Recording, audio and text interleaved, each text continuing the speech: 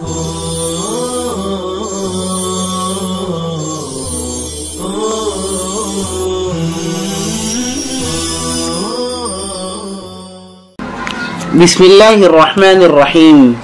गुज़श्ता से पेवस्ता रिश्ते दारों के हुकूक, इसी तरह बाकी क़राबतदारों के भी हुकूक आए हैं, जिनका ख़ुलासा ये है। नंबर 1, अपने महारिम अगर मुहताज हों और खाने कमाने की कोई कुदरत न रखते हों तो बक़दर किफ़ालत अपनी औलाद की तरह उनके अखराजात एक्सपेंसेस की खबरगिरी वाजिब है, और महारिम का नानो नफ़क़ा वाजिब नहीं है, लेकिन कुछ खिदमत करना ज़रूरी है। नंबर 2, वक्तन फ़वक्तन उनसे मिलता रहे। नंबर 3, उनसे क़ता ताल्लुक़ न करे, बल्कि अगर किसी कदर उनसे ईज़ा और तकलीफ़ भी पहुँचे तो सब्र का दामन थामे रहे। नंबर 4, अगर कोई करीबी महरम मिल्कियत में आ जाए तो फ़ौरन आज़ाद हो जाता है। उस्ताद और पीर के हुकूक। उस्ताद और पीर चूँकि बातिनी परवरिश में बाप के दर्जे में हैं, इसलिए उनकी औलाद या क़ारिब से ऐसा ही मुआमला करना चाहिए जिस तरह अपने माँ बाप या क़ारिब के साथ मुआमला किया जाता है। ला अस्अलुकुम अलैहि अजरन इल्लल मवद्दत फिल क़ुरबा, इस आयत की ये भी एक तफसीर की गई है। यहीं से सय्यदों का इकराम व एहतराम करना भी मालूम होता है, और चूँकि शागिर्द व मुरीद औलाद के दर्जे में हैं तो अपने उस्ताद का शागिर्द या अपने पीर का मुरीद अपने बाप की औलाद के दर्जे में हुआ, लिहाजा उसके हुकूक भाई की तरह समझे। कुरान मजीद में वस्साहिबि बिल जंब जो आया है उसमें यह भी दाखिल है। शागिर्द और मुरीद के हुकूक। चूँकि शागिर्द और मुरीद अपनी औलाद के दर्जे में हैं, लिहाजा अपनी औलाद ही की तरह उनसे शफ़क़त व मोहब्बत का मुआमला करे। ज़ौजैन के हुकूक। शौहर के ज़िम्मे बीवी के ये हुकूक हैं। नंबर 1, अपनी वसअत के मुताबिक उसके नानो नफ़क़े में दरेग न करे।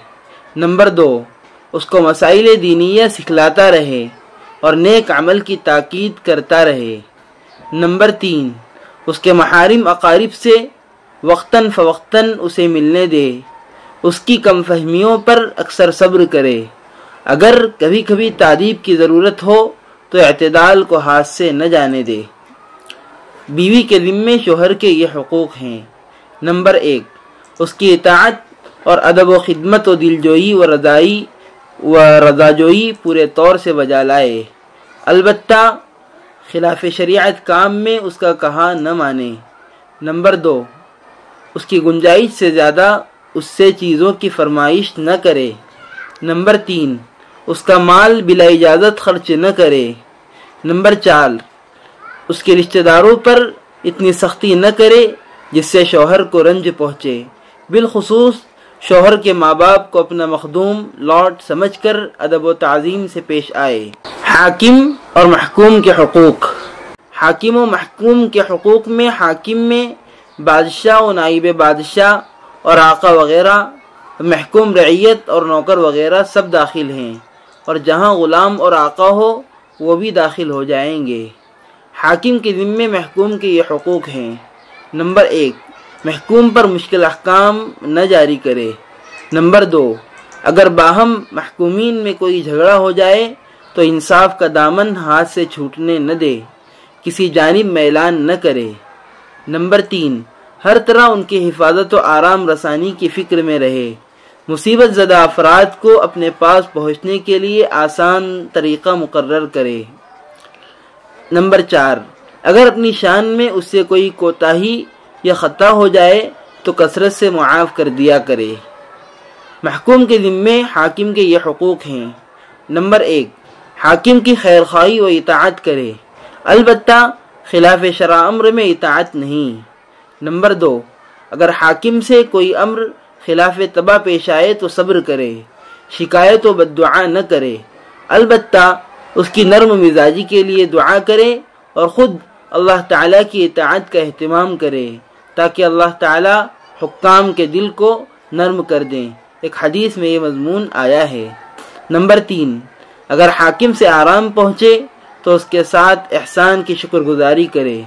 नंबर 4, نفسانیت کی بنا پر اس سے سرکشی نہ کرے، اور جہاں غلام پائے جاتے ہوں وہاں غلاموں کا نان و نفقہ بھی واجب ہے، اور غلام کو آقا کی خدمت چھوڑ کر بھاگنا حرام ہے۔ باقی محکومین آزاد ہیں، دائرہ حکومت میں رہنے تک حقوق ہوں گے اور خارج ہونے کے بعد ہر وقت آزاد ہیں۔ باقی آئندہ انشاءاللہ تعالی۔